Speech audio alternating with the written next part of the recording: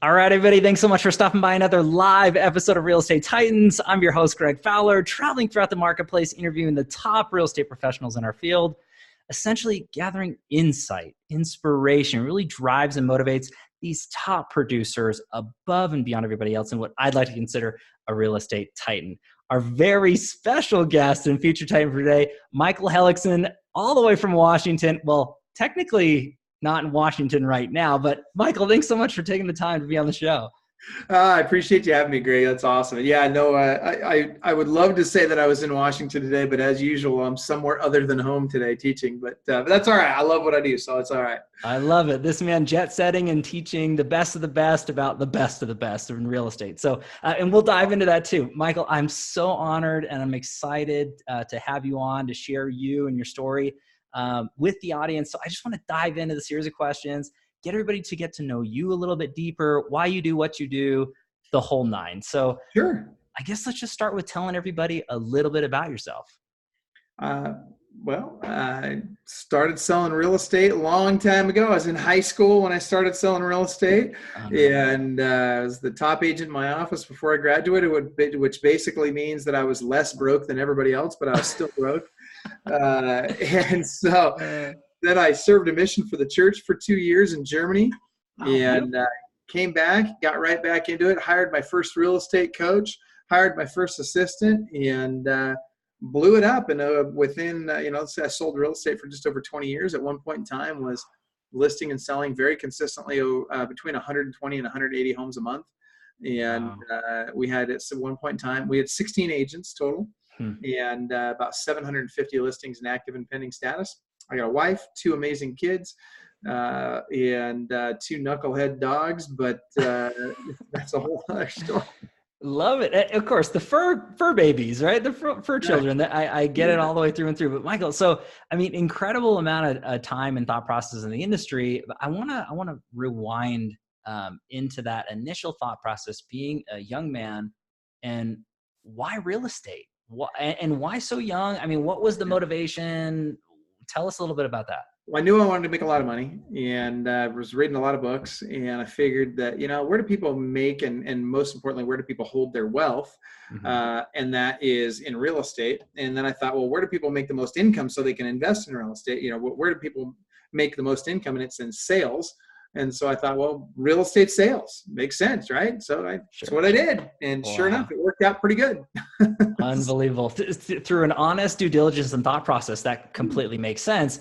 And however, as you know, and we'll get into, I mean, it's a lot of work and it's tough, and it's not for everybody, but I think that growing and understanding and surrounding yourself, we'll get into that. But I just think that's beautiful. And having I had no idea what I was getting into. So. Which is the truth, right? Yeah. I mean, it's if crazy. I knew how hard it was going to be, I might not have done it. I mean, I'm glad I did now, but if I knew how hard it was going to be, I might have just turned and ran. Okay. So from that point though, so getting into it and then through real estate and obviously 20, some odd years into the business, why Club Wealth and why real estate coaching? Tell everybody a little bit about that. Well, when I sold my business in 2011, I thought I was going to retire from the industry, and I did take 3.5 years off, traveled the world with my family, and I've been doing coaching prior to that. But I started getting calls from my coaching clients, because I stopped coaching when I sold my business, and I told all my coaching clients, I said, hey, I can't, if I'm going to be taking time off, it doesn't make sense for me to be charging you for coaching. So I'll just, take your calls for free, help you out for free, but I'm not going to charge you. Well, I started getting calls in about 2015 from a bunch of our team leaders that we'd been coaching in years past saying, hey, you need to get back into coaching. We really want you to get back into coaching, come coach our teams. And I struggled with it. I wasn't sure that I wanted to get back into the industry, but I loved coaching. I really loved coaching. Okay. And so after a lot of thought and a lot of prayer and discussion with my wife, Tara, we decided that it was the right move and that it was what, we were kind of put here to do. And so I got to do something I love. And I really enjoy coaching, and don't get me wrong, I enjoyed selling real estate for a long time and I did very, very well with it. But I feel like this is my calling, being in coaching and really, and Club Wealth's not just me, right? We've got Sure. over 65 coaches, and, Wow. they're all big producers. And so I'm kind of more at this point in time, I'm more the facilitator for it. I've got coaching clients, but our coaches coach a lot more people than I do. Sure. So my job is just to kind of put them in a position to be able to really help people out. And so it's great. The culture is amazing. I just love it. I love what I do now. Okay, so I want to get into that and then feel a little bit more of the energy on top of that, because this is great so far. With Club Wealth in particular, just for the audience out there, how can they get a hold of you and your information, or your team, your coaches? But then what kind of takeaways for them to think about, if they're getting involved or thinking about hiring a coach, that sort of thing? Well, if you're thinking about hiring a coach, first of all, I'd say make sure you're coachable. Don't Okay. hire us if you're not coachable. Wow, well said. Yeah, I mean, if you're not coachable, go hire the other guy. I'll give you his number. But really, truly, if you're gonna spend the money on the coach, you need to make sure that you're coachable and that you're going to implement the things that you're learning. And in the case of Club Wealth, every one of our coaches sells more real estate than the people they coach. So they've been where you are. Right. Chances are they got a pretty good idea of how to get you to the next level. Listen to them; it will help you. There's no sense in paying for advice that you're not going to take. So, and that you're not going to implement. Right. In terms of connecting with us, what I would suggest is. Well, at the end, we talked about doing some lead sources. I've got a bunch of lead sources. I got 17 of our top 109 lead sources. I'll be happy to give everybody. In fact, I'll give you guys a number. First of all, you check out our website. Go to clubwealth.com. Okay, perfect. If you want the lead sources, go to just send a text message to 727-287-5993. Send the word explode, XPLODE, to that number. Okay. And I will have that link and then all that information in the comments down below. So anybody who's watching or listening, they just go right to it, plug it in, and go through and get more data and information. I do want to shift gears just a tiny bit. And obviously you as a person, a professional, and as an amazing real estate coach, this next question is really important for everybody to really dive into you a little bit deeper. And it's the why question, Michael. And I ask every Titan this is, what drives and motivates you? What gets you excited every day out of bed, every morning, to do what you do to the level that you do it at? So I'll start with the problem and then my mission. And so the problem that I see with our industry is that it chews people up and spits them out. Even the ones that do well, and sometimes especially the ones that do well. Right. Our core value at Club Wealth is that no success in the world can compensate for failure in the home. And it's sad, it's hard to see good people go through major challenges in their life with relationships, with drug abuse, with all kinds of stuff that happens in our industry. And I don't think it's necessary to go through that stuff. And so one of, kind of my mission, my personal mission is to positively and permanently change the lives of 20 million people, impact the lives of 20 million people. And well, and so Club Wealth is my vehicle to be able to do that. And it's awesome to see, what really drives me is when I get that call from somebody that says, Michael, when I came to Club Wealth, I was in debt. I was overworked, and, my relationship with my spouse was on the rocks. And now, a year later, I'm out of debt. I've got a bunch of money in the bank. I've got a house I can afford. I've paid cash for my car. I've got a rental property we just bought. And, oh, by the way, I'm spending more time with my spouse and my family, and we're getting along better, and things are on the right track. Like, that's why I do this. That's what motivates me and gets me, excited about what I do every day. So.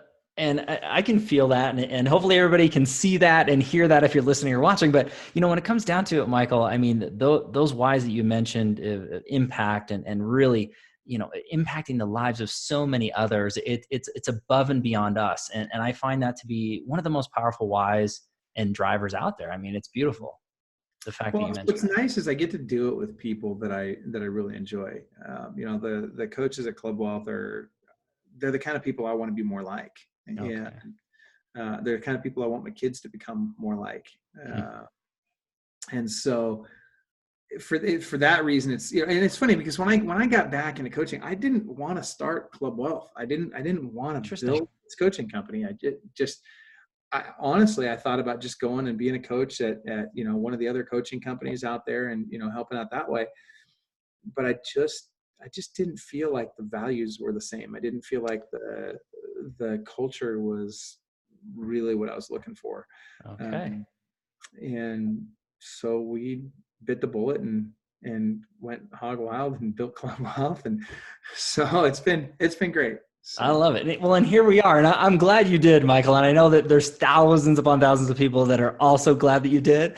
So I think it's great to have the culture and the diversity and the thought process, because there has to be multiple flavors. Not everything's right for everyone. And I think that, to your point earlier, I mean, be ready to be coachable and, understand that, but then, ask the questions, do your research, due diligence, and find the fit that's right for you, all the way through and through. So with that being said, into this, and I know that there's going to be a potential for an encyclopedia of answering this next question because of your knowledge and how many people you've helped and grow and scale business, and obviously your career prior to all of this.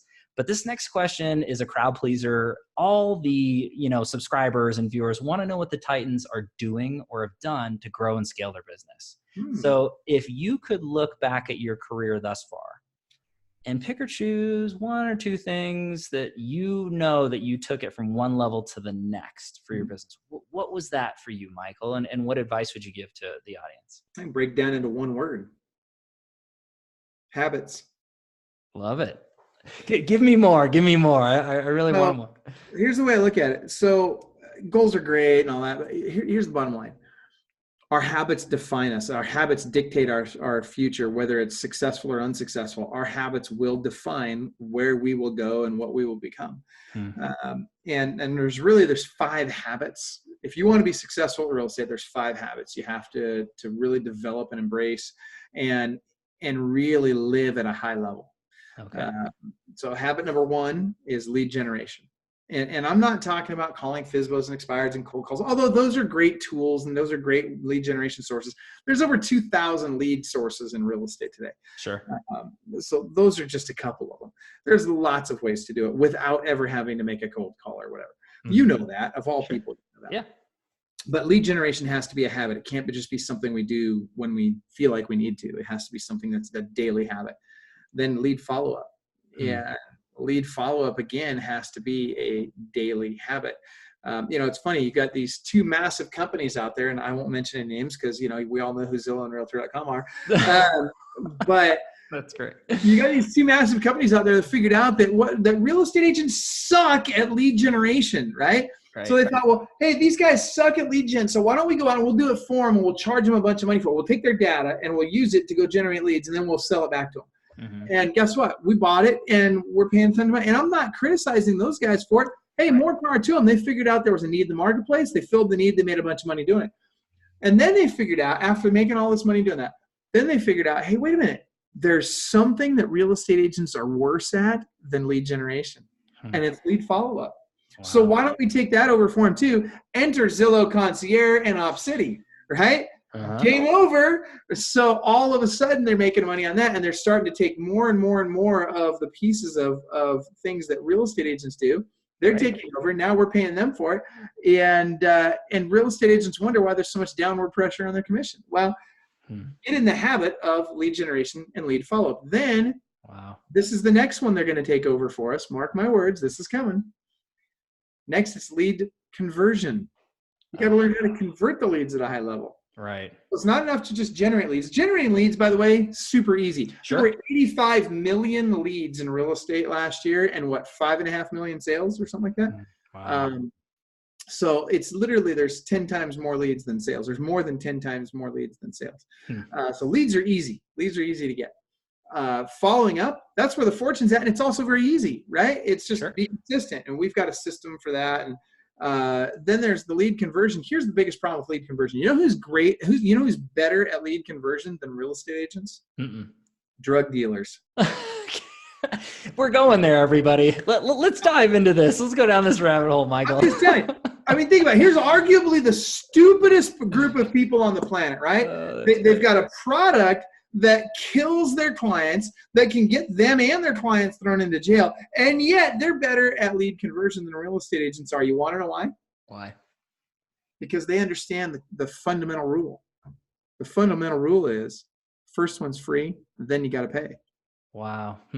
Now watch this. Here's where real estate agents screw it up. Real estate agent gets a call from a buyer. Doesn't matter where it came from. They get a call from a buyer. What's the first thing they want to do? They want to get them Approved. Right. Wrong. That's what they want. But that's what we call sales prevention 101. Oh, okay. Why? Okay. Because it's, first of all, we're in a customer service industry. At what point in time did we forget that we actually have to serve people? So if we're making them jump through our hoops, I'd love to take you out and show you houses, but I got to get you pre-approved first. Well, screw you. I'll go find somebody that'll show it to me. I'm not going to work with you. Right? Wow. We're a commodity at that point, right? They don't need you bad enough. You haven't established rapport. You haven't developed a relationship. Why do they need to work with you? Whereas agents that say, hey, wait a minute, first one's free, then you got to pay. Great. I'll show anybody a house once. Because I know that I can develop better rapport and I can sell better face-to-face than I can over the phone. Beautiful. So once I meet with you, then I'm going to make sure I get you connected with my lender. In fact, there's a question. Once I've set the appointment to meet with you, I can get them to want to talk to my lender most of the time, even before I go on the appointment. It's super easy. You want the script for that? Yes. I'll give you the script. It's super easy. Write this down. Everybody write this down. If everybody's watching this right now, write this down. Please do. If you're listening, watching, anything. You are only allowed to use this after you have scheduled the appointment to go meet them, though. Got to set the appointment first. That's got to be your number one goal. Once I've set the appointment, all I got to say is, hey, Greg, if they could save you $10,000 to $20,000 on your mortgage, would you be interested in chatting with one of our lenders? Who's going to say no to that, right? Like, I don't only think a moron would say no to that, right? What's that? I don't think I want that, Michael. Yeah, like, I don't like saving money, Michael. Sorry. Boy. Okay, great. I'll still show it to you, right? But I mean, the point here is that now you've given them what they want, right? So first you give, then you ask, then you receive. So I've given them what I want, or what they want, and then I can ask for what I want, but I ask it in a way that it's a benefit for them, not for me. It's not them jumping through my hoops. It's me providing value for them. It's me helping them, serving them, and they naturally want to do it. Why? Because they're going to save money as a result. Love it. Huge. It's simple and brilliant, and it should be common sense, but it's not. Yeah. You know it's not. So, okay, keep going. I don't want to interrupt you. Keep going. This is gold. So rule number one is habit number one is lead generation. Habit number two, lead follow-up. Habit number three is lead conversion. Habit number four, profitability. Okay. Agents are in a habit of spending more than what they make in every sense of the phrase. So right? true. Yeah. You got to get profitable, and there's a book everybody should read. Write this down. It's The Richest Man in Babylon by George Clason. Okay. Everybody should read it. The Richest Man in Babylon by George Clason. And he talks about the 70-10-10-10 rule, right? You get to live on 70% of what you make. 10% of it goes to investing. 10% goes to savings, and 10% goes to charity. And that's it. Like, just keep it simple. If you do that, you'll live a good life. You'll have wealth, and you'll be putting away more than you're taking out on a regular basis. So you got to get profitable. And that also comes down to, you got to run a profit and loss for your business. That's very important. And so then the fifth and final habit, and this is perhaps the most important thing I can ever share with anyone. And so hopefully you guys all write this down. Wow. The fifth and final habit is achieving balance in your life. Now, balance is a little bit of a myth, but I will say this is the core value at Club Wealth. No success in the world can compensate for failure in the home. So true. No success in the world can compensate for failure in the home. So everything we do, we judge, we measure against that. And if something we're about to do is going to cause failure at home, guess what? It doesn't happen. Right? Like, we just don't do it. When you get serious about your business, you will, and when you're serious about both your business and your family, this is what will happen. You'll start segmenting your time, and you'll say, when I'm at work, I'm at work. And when I'm at home, I'm at home. And by golly, if I'm at work and my kids want to chat with me, I'm sorry, guys, I'll see you at this time, or this is when we have time to talk. Right now I'm at work. And when I'm at work and somebody says, hey, I want you to list my $3 million house, and it's right in the middle of your kid's birthday party, guess what? You have an appointment already. You're not going to that $3 million house. You go when it's convenient for you. And if you have to be willing to give up a transaction, and you have to be willing to upset the apple cart at home a little bit in both of those scenarios, right? When you get really serious about making your family the priority, you will understand that in order to make my family a priority, I still have to make a living. I still have to provide for my family. But I need to respect my time with them like I respect my time at work. So I'm present in the moment, regardless of what I'm doing. Okay. And I think that that's, the utmost heaviest level of advice. I mean, and your advice was literally gold nuggets already, Michael, but to me, that's so important. And I love that that's a big core value of who you are and obviously what you represent at Club Wealth.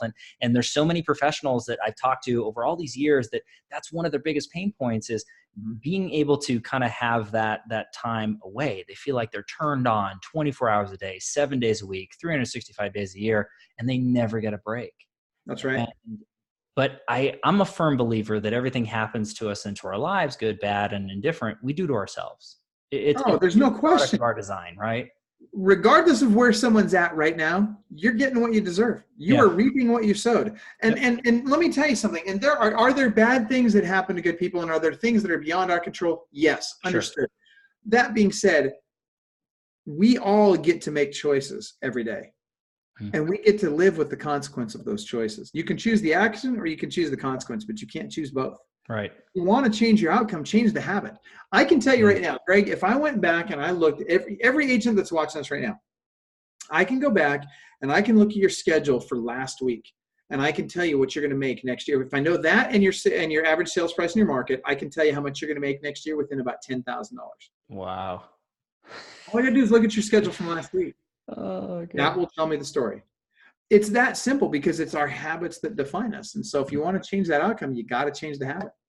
Back to it. And Michael, I can't thank you enough for taking the time to share those beautiful thoughts. And again, I know there's so much more. So everybody, that one was free, and that was a little taste, that drug dealer reference right there. So that was a beautiful taste into it, but there's so much more, Michael. And I could talk to you all day long about this, and I know that everybody else could, but we do need to continue to move on. And this one is the tricky part of this particular series and interview. And this is the challenge question. So when I ask every Titan this is the tough part, but we all have challenges in our lives. No one's exempt, whether it's in the past, now, or into the future, whether it's personal or professional challenges or struggles. I'm a firm believer it's not so much what happens, but what we can learn from, respond, and also share with others. And not to downplay pain or sorrow, but I think that's really the ultimate. So if you could share, or are comfortable sharing, a challenge or two, personally or professionally, that you overcame, you learned from, what does that look like for you, Michael? So I lost $4.5 million at the click of a mouse. Does that count? Oh, I would say that counts pretty big. Wow. So in 2007, I picked a fight. I was arrogant, and I was right, and I knew it. And I cared more about being right than I cared about being rich, apparently. Wow. And I caught our state Department of Real Estate Licensing breaking the law, and I sued them. So I took them to court, and I beat them. I got a court order that said they had to stop. And let me tell you, as great as that sounds from an idealistic standpoint, it was the worst business move of my life. And it gets worse. Okay. So long story short, we beat them in court. We got a court order that said they had to stop breaking the law. And that started World War III. They started coming after me heavy. Wow. And after about 17 and a half months of digging into everything they could find, trying to find a way to get us out of the business, they came back with a letter saying, hey, we just did a 17 and a half month investigation with a full-time investigator doing nothing but looking into your past. And we couldn't find any reason to do anything because it looks like you're doing what you're supposed to do, so we're dropping it. Well, that sounds great until you fast forward to 2010. Okay. 2010, I find out they're violating that court order that we got in 2007. Whoa. So I have two choices at this point. I let sleeping dogs lie, or, I let my ego take control and I sue them again. Oh, boy. Yeah, well, you can see where this goes, right? So I let my ego take control again, and I sued him. And I'll be honest, a lot of it was based on advice I got from my attorney. He said, look, if you don't sue them, and then, to enforce the court order, then it goes away because you're complicit, whatever. Okay. So we take them back to court to enforce the court order. That week, no warning, no, hey, we think you're doing anything wrong. They decide rather than go to court with us, it would be easier just to take away my real estate license. Oh, yeah. Wow. Oh, yeah. So they, on Friday of Labor Day weekend at 5:00, they hit send on an email suspending my real estate license. And they copied the MLS on it and told the MLS to cancel my 750 listings. We had $4.5 million in pending commissions gone. overnight. Unreal. It takes us 30 days to get them in front of a judge. And when we did, the Mhm. judge said, hey, state, you should never have taken this guy's license to begin with. It was, in fact, he ruled that it was grossly negligent for them to have taken our licenses to begin with, Wow. made them give us our licenses back, all that. But the damage was done. Right. It was too late. I mean, the money was gone. The listings were gone. The team was gone. Everything was gone. And we had to start over again. Now, here's the bright side of this story. Okay. Took me 90 days to get back to 227 listings. Okay. Not bad, right? Right. More importantly, I realized that I learned some very important lessons from this. Okay. Number one, I realized that you can be right or you can be rich, but not both. Wow. So you got to pick one, right? So do you pick a battle because it's the right thing to do? You know, do you pick battles out of idealism, or do you need to be a little more strategic about the battles you pick? Two, I learned to be humble. And let me tell you something, if nothing else, that humility was necessary, because I wouldn't be able to be where I am today. I wouldn't be helping people in the way that I get to help people today, coaching, if I hadn't been humbled at that point. Okay. And three, it taught me that no matter what my limiting beliefs are, because when I got back into coaching, it was shortly thereafter, it was about 6 months after that, we spent another $350,000, $356,000 fighting them in court and beating them every time we went to court with them. Before I finally said, I looked at my wife, I said, Tara, they are never going to stop. They know they're never going to beat us. They don't care. They're going to bankrupt us. That's their goal. Right. And they have the bandwidth to do it. And with her permission, I sold the company, and that's when we took our time off. We planned on taking a year off. It became 3.5 years. Apparently retirement's kind of fun. Okay. There you go. So long story short, when it came in 2015, one of my former clients started calling me up saying, we want you to get back into coaching. I had limiting beliefs. I thought, after what I'd gone through, who's going to want to coach with me? After what I've been through, who's going to believe that, whatever. I had these limiting beliefs just constantly telling me, you can't succeed, you can't succeed, you can't succeed. And it took me time to overcome that. It took me time. I had to trust my friends. I had to trust the people around me that loved me and that knew what had happened and watched what had happened and knew that we had done the right thing.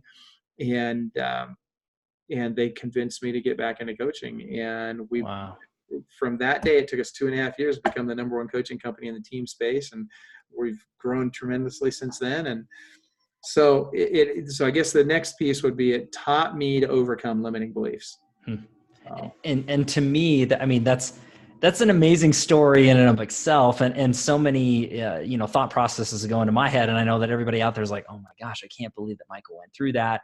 And, all those trials and tribulations to where you're at today. And, taking the time off and having reflection and thought process and having those, limiting thoughts like we all do, right? But we set those expectations for ourselves, what we think we can do or can't do, right, either way.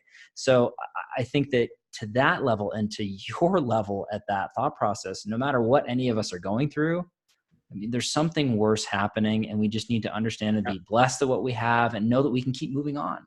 And not to let that drag us down or stop us. And yes, it might seem like the worst thing in the world as we're going through it, and maybe even a little after, but look at what you've done, Michael. Look what you've overcame. And, you nailed it. I mean, at the time, it felt like the worst thing in the world. It felt like that my world had just crashed down around me. And it didn't matter, at the time, it didn't matter to me that I knew that we had done the right things and that that we were acting in integrity and all that. That didn't matter. What mattered was the public perception and the financial hardship and the people that lost their jobs and the people that lost their houses and all this. I mean, it was devastating to us.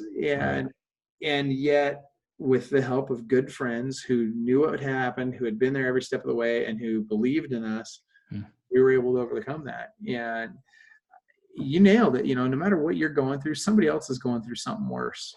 So, I mean, it just are. And so you gotta find a way to just man up or cowgirl up or whatever you want to call it. Right. And you just gotta press forward. And who knows where you'll end up. Sure. But you're not. What is for sure is if you don't start putting one foot in front of the other, you're not going to end up very far from where you are right now.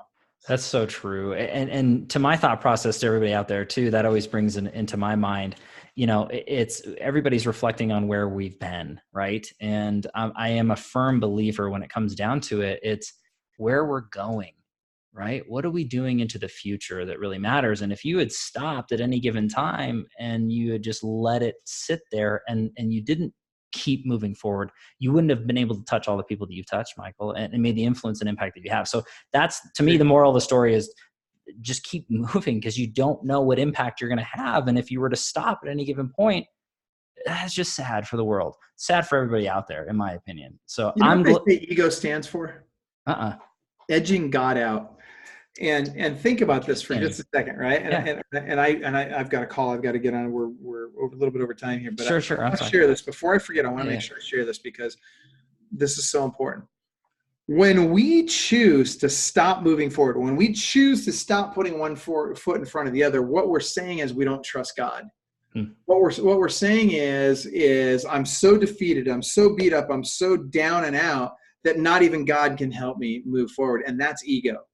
And so what I had to do is I had to get over my ego in that situation, and I had to say, look, I don't know where I'm going, but I'm going somewhere, and I got to trust that God has a plan for me, and I got to just start moving in a direction. And even if I got to crawl toward that direction, I got to at least crawl, because God's got a plan, and I don't know what it is right now, but I'm going to keep working until I figure it out. Wow. I love it. Huge takeaways and going through and through. And Michael, I know you got to go. I want to make sure that we get all the information out to the audience. How much more time do you have if it's just a little bit more? I actually have exactly -7 minutes. Oh, gosh. Okay. Well, if you want to wrap it up now, we can. I mean, we have a few questions into it, like books, podcasts, things like that, a quote or takeaway. I mean, do you want to just answer those? Let's rapid fire hit them. So, okay. Books and podcasts. So, yes, we have. We've actually got 19 books in the works. We've got our first book was launched here recently. Was an Amazon bestseller on 3 different Amazon lists. It's the Club Wealth World Class Buyer Agent book. So anybody who's thinking about working with a buyer ever, you should probably read the book. It's really good. Perfect. If you know someone who's thinking about working with a buyer, you should probably read the book. It's really good. So, and it was. I'm not the only one that wrote it. We had several co-authors, but it's a really good book. I promise you that. Our podcast, if you go to clubwealth.com/TV, clubwealth.com/TV, that's our podcast. Love it. And what was your other question? Yeah. And then, but last but not least, to really sum you up as a man, a professional, a quote or a mantra that you live by. So that might be part of Club Wealth, but if it's already there, just what sums you up? I'll give you my two favorite quotes. And the number one I gave you already, which is no success in the world can compensate for failure in the home. Right. There's no question that is the most important theme of my life. Okay. The other is eagles don't flock with turkeys. Don't be a turkey, be an eagle. So I love that. I love that, Michael. And to me, it sums you up as a man, as a brand professional. Again, I know you got to go. I can't thank you enough for your time. You are an official real estate titan, my friend. So thank you so much. It's an honor. And everybody out there, as always, thank you so much for your time and attention, your love and support. If you like what we're doing here with the Real Estate Titans, please don't forget to like our Facebook page, subscribe to YouTube channel, and have a listen on iTunes, Spotify, and Google Podcast. Live every Tuesday and Friday afternoon, a different Titan, a different location. We'll catch everybody in the next live episode of Real Estate Titans. Take care. See you, Michael. Thanks a lot.